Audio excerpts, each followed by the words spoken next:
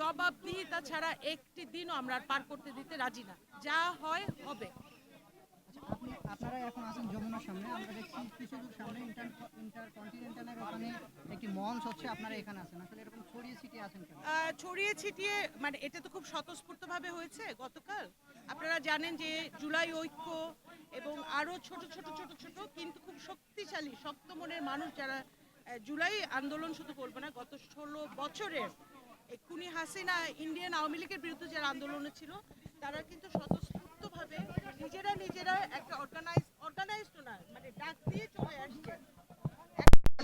আপনারাও জানেন, শুনতে খারাপ লাগবে, যারা মঞ্চ তৈরি করতে চায়, বক্তৃতা দিতে চায়, বক্তৃতা দিয়ে সরকারের কাছে যেতে চায়, একটা দেনা পাওনার দর কষাকষি যেতে চায়, তারা মঞ্চ করুক। আমাদের কোনো দর কষাকষি নাই।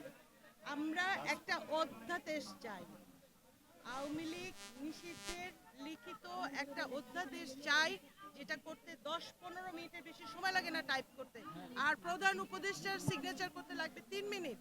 সমস্যা হচ্ছে এখানে রাজনৈতিক নিয়তের অভাব, এবং আমরা এখন বুঝি এই সরকারের এই ছাত্র প্রতিনিধিদের কারো কারো রাজনৈতিক নিয়তের ঘাটতি আছে। সেই ঘাটতিটা পূরণের জন্য বলতে পারেন সাধারণ মানুষ আমরা রাজপথে আছি, ওদের কি সাপোর্ট লাগে আমরা দেব। আর ওরা যদি আমাদের সাথে আরেকবার বলে যে আপোষ হচ্ছে 3 দিনের আলটিমেটাম, 5 দিনের কি বলে আইনি প্রক্রিয়া, তাহলে দেখবেন বুয়া বুয়া স্লোগান উঠবে। এই অংশ হচ্ছে নিষিদ্ধের অংশ। অধ্যাদেশ নিব, বাড়ি যাব, যারা বাধা দিবে তারা বোকামি করবে, তারা জনতাকে হারাচ্ছে। আর ভোটের কথা বলেন, ভোট হারাবেন ভাই, ভোট হারাবেন, জেনে রাখেন। ভোটের সময় আমাদেরকে লাগবে, ভোট পাবেন না। আওয়ামী লীগ নিষিদ্ধের দাগে এখন আদায় করেন। আচ্ছা, আপনারা বলছেন যে আপনাদের সরকার আপনারাই বসিয়েছেন এবং জনগণের সরকার, তাহলে আপনাদের সরকার দীর্ঘ 9 মাসে ওই আওয়ামী লীগকে নিষিদ্ধ করলো না কেন, আবার আপনাদেরকে আন্দোলন করতে হচ্ছে কেন? ওই যে বললাম নিয়তের অভাব, নিয়তে নিয়তে ঘাটতি ছিল। এক, দুই ঘাটতি কি ছিল? আপনারা যে উপদেষ্টা পরিষদ দেখেন, বলেন তো জুলাইয়ের, শুধু জুলাই আন্দোলন না, গত 15 বছরের যে স্বৈরাচার বিরোধী আন্দোলন হয়েছে, ভারতীয় আগ্রাসন বিরোধী আন্দোলন হয়েছে, কয়টা উপদেষ্টাকে সেখানে আপনারা দেখেছিলেন বলতে পারেন?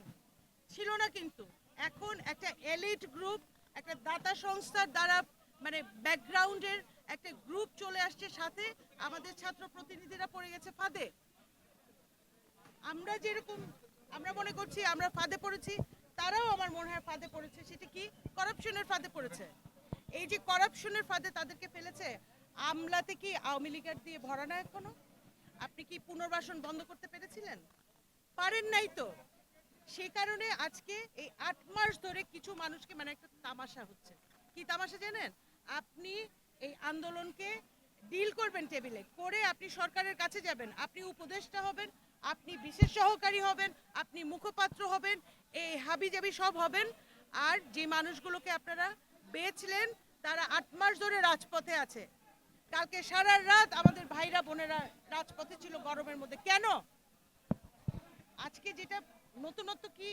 নতুনত্ব হচ্ছে যে আমরা আর ছাড় দিচ্ছি না, আমরা এই সরকারকেও আর ছাড় দিচ্ছি না।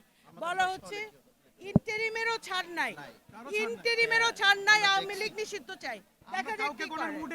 আপনারা কখনোই সমাবেশ শেষ করবেন? যতক্ষণ না হয়, যতক্ষণ অধ্যাদেশ জারি না করে ততক্ষণ এখান থেকে আমার মনে হয় না। শুনে আরেকটা কথা বলি, সবাই তো ইন্টারকন্টে 5 তারকা হোটেলে কি সবাই ইফতার খেতে গেছিল? কয়টা লোক গেছিল?